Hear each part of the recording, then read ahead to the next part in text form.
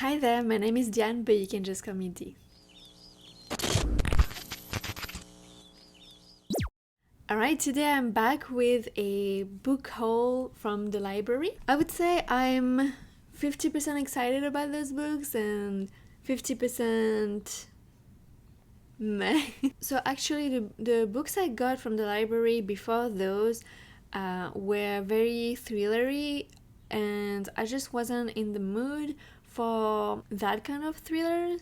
So I took them back, and I was lucky enough that others that I had put on hold were available. So I got those. So let's get started. I've got 4 physical books to talk about, and I've got a few, I think, ebooks. So the first one is The Project by Courtney Summers, and this is the author of Hiiiii, which is a book I really enjoyed last year. I just read the blurb of what it's about because I'm not 100% sure. After a tragic accident kills most of her family and leaves her little sister low on the brink of death, Bia Denham is desperate for a miracle. It arrives in the form of Lev Warren, the charismatic spiritual leader of the Unity Project. He promises he can save Lo. All Bia has to do is believe.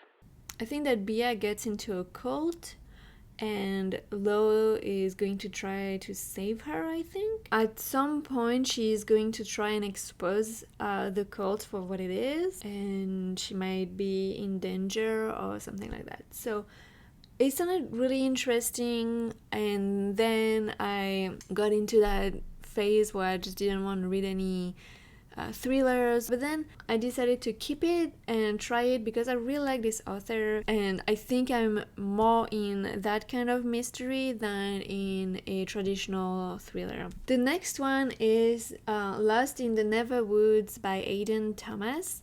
And so I've read their first book called Cemetery Boys and completely fell in love with it. It was really well written. I felt like the characters had so much depth to them. The author was able to make you feel like really strong emotions, in my opinion. So because I just loved that book so much, Aidan Thomas became an auto-read author, so I picked this one up. I was really excited to see it at the library because usually my library is not very good with new releases. It does take them a while to put them on their website. So that was the first, so I was really excited about that. When children go missing, people want answers. It's been 5 years since Wendy and her 2 brothers vanished into the woods near the small coastal town of Astoria, Oregon. Wendy returned with no memory of where she had been or what had happened to her. Her brothers did not. When the town's children start to disappear, the mystery around her brothers is brought back into the light, and the police are once again knocking on Wendy's door for answers.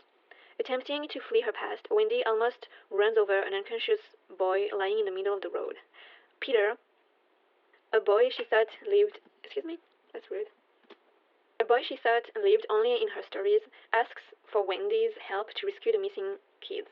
But in order to find them, Wendy must confront what's waiting for her in the woods. I don't know if you can tell, but this is a Peter Pan retelling. It sounds very interesting.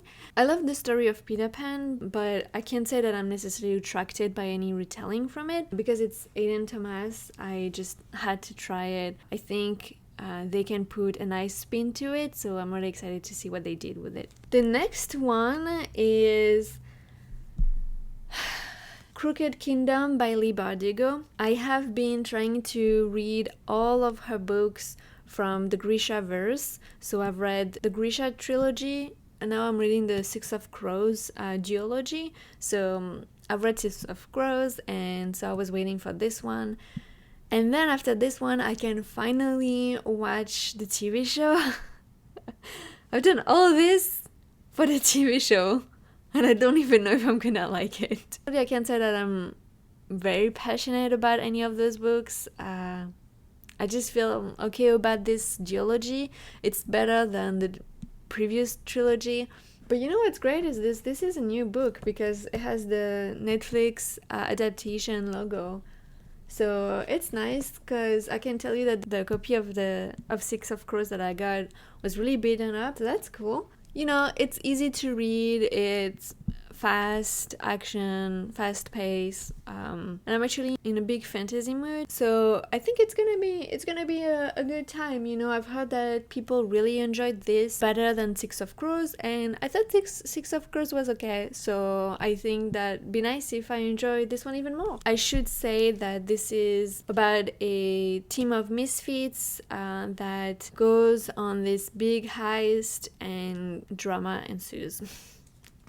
Finally, for my physical books is The City of Brass. Like I said, I've been really into a fantasy mood, so I'm super excited about this one. I've heard a lot of great things about this one, this series specifically. It's by S.A. Chakrabarty. Neri has never believed in magic. Certainly, she has the power. On the streets of 18th century Cairo, she's a con woman of unsurpassed talent, but she knows better than anyone that the trades she uses to get by, palm readings, czars, and a mysterious gift for healing, are all tricks, both the means to the delightful end of a swindling Ottoman nobles and a reliable way to survive. But when Neri accidentally summons Dara, an equally sly, darkly mysterious Jinn warrior, to her side during one of her cons, she's forced to reconsider her beliefs. For Dara tells Neri an extraordinary tale. Across hot, windswept sands, teeming with creatures of fire and rivers, where the mythical Merid sleep, past ruins of a once magnificent human metropolises and mountains where the circling birds of prey are more than what they seem, lies the legendary City of Brass, a city to which Neri is irrevocably bound. I'm not gonna continue reading this because I don't want to know too much, but it sounds fantastic. Of course, there's a map. Who doesn't love a map? I'm excited to know where this story goes. It's a fantasy that a lot of people are praising, so I don't want to miss out on that. And then for my ebooks, I have two, and they are both non-fictions, I think. The first one is Conflict is Not Abuse by Sarah Skolman, and this is actually the book for Book Community Read Book Club that is hosted by Jess Owens. It's a non-fiction. From intimate relationships to global politics, Sarah Skolman observes a continuum that inflated accusations of harm are used to avoid accountability. Illuminating the difference between conflict and abuse, Skolman directly addresses our contemporary culture of scapegoating.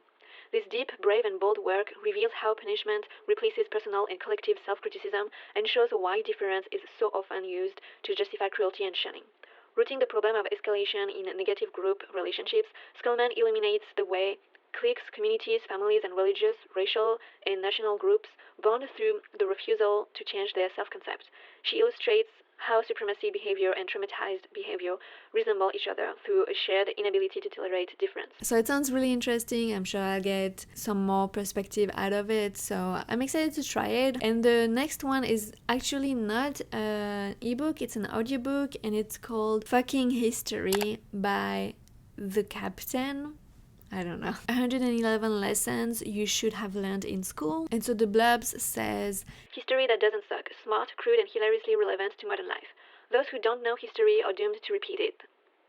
I mean, too bad it's usually boring as shit.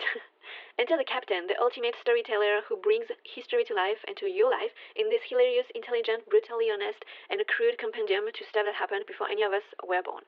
The entries of this compulsively readable book bridge past and present with topics like getting ghosted, handling haters, and why dog owners rule. Along the way, you'll get a glimpse of Edith Wharton's sex life, dating rituals in ancient Greece, catfishing in 500 BC, medieval flirting techniques, and squad goals from Catherine the Great. So, I'm not gonna continue reading, but that sounds pretty out there, so I'll be interested to see what this book has to say and to see if I can learn something from it. I'm sure I will. And I'm glad that it's an audiobook. I think it'll be easier to digest this way. But that's it. That's all the books I have for today. Let me know if you read any of those or if you're interested in reading any of those. We can maybe buddy read them together. Let me know what's on your TBR for July or just coming up, because I'm not sure I'm gonna read all those books in July, but we'll see what happens. Thank you for watching. I hope you liked this video. Make sure to give it a thumbs up if you did, and subscribe if you want more videos like this. Bye!